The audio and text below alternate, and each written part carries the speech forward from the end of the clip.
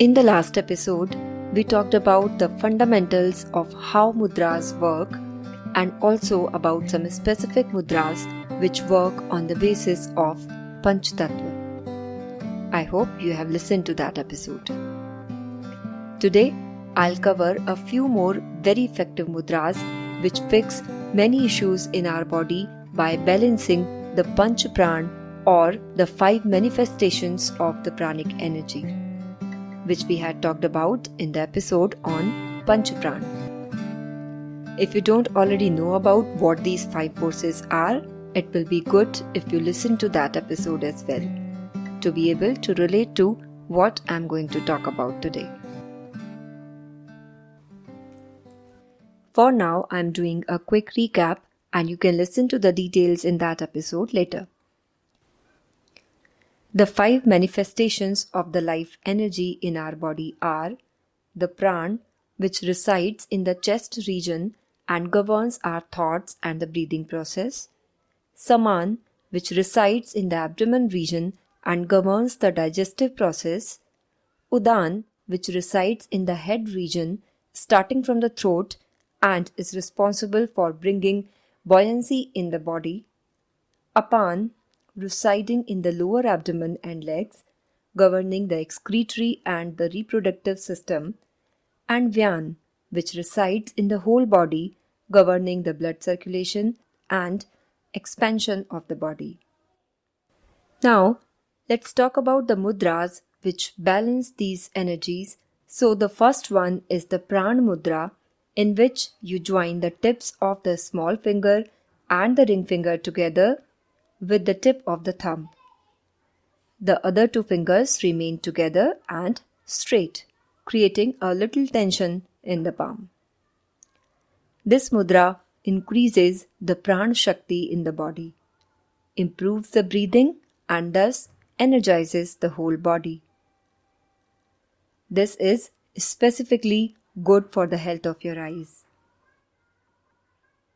Next is the Apana Mudra, in which you join the ring finger and the middle finger with the thumb. The other 2 fingers remain straight. This mudra improves digestion and excretion processes, helping you in issues such as constipation and diabetes.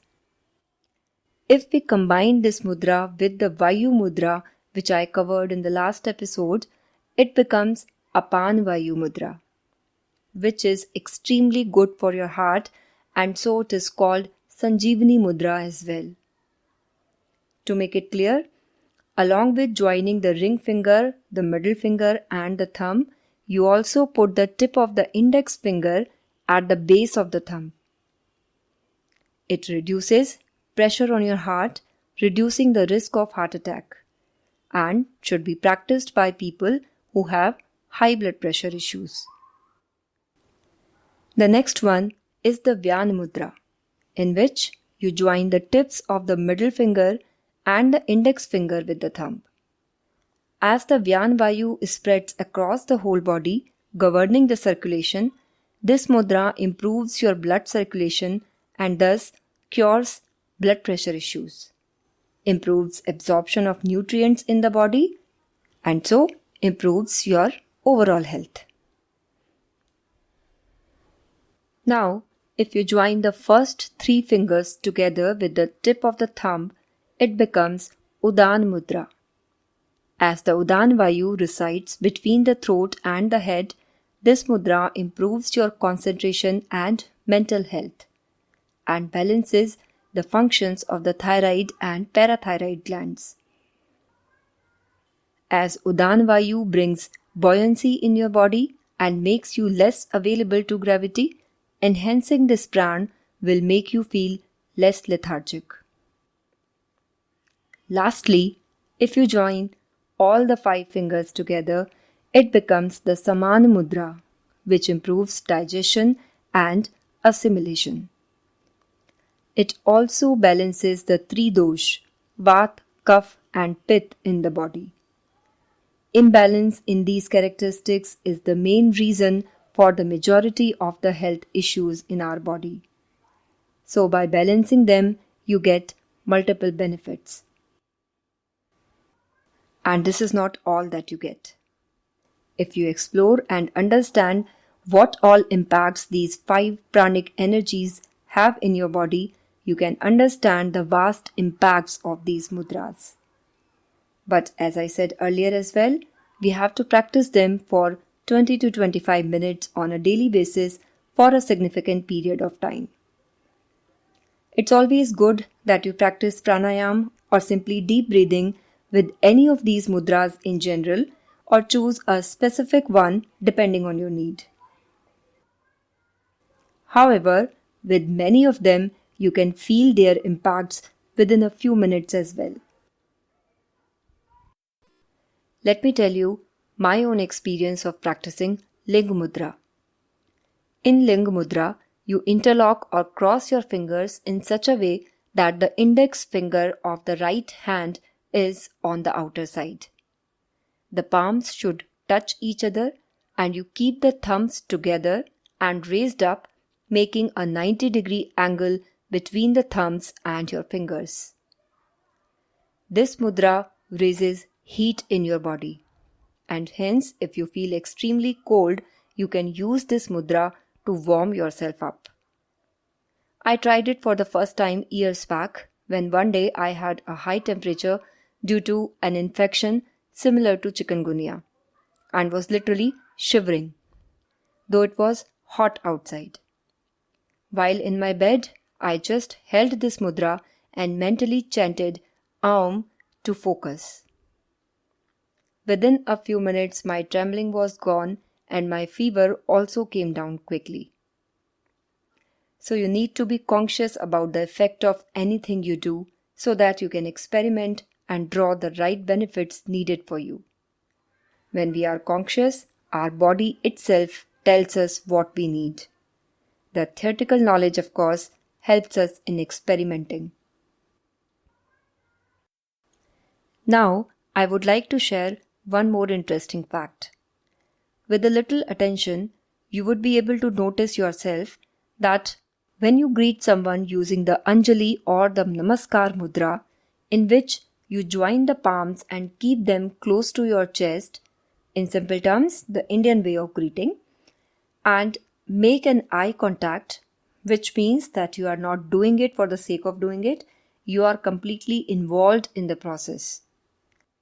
Then you will immediately feel a connect with the person you are greeting beyond the physical body. You will feel a connect at the energy level, not at the physical level. Remember, we are not the bodies, so we must be able to look beyond that. That's what the whole spiritual process is about. And not to forget, this way of greeting keeps not only your physical but also mental hygiene in place. You understand physical hygiene. Let me explain what I mean by mental hygiene. When you touch someone, you store this touch as a memory impression inside you. Gathering unnecessary impressions will make your memory complex, and any spiritual seeker should avoid that.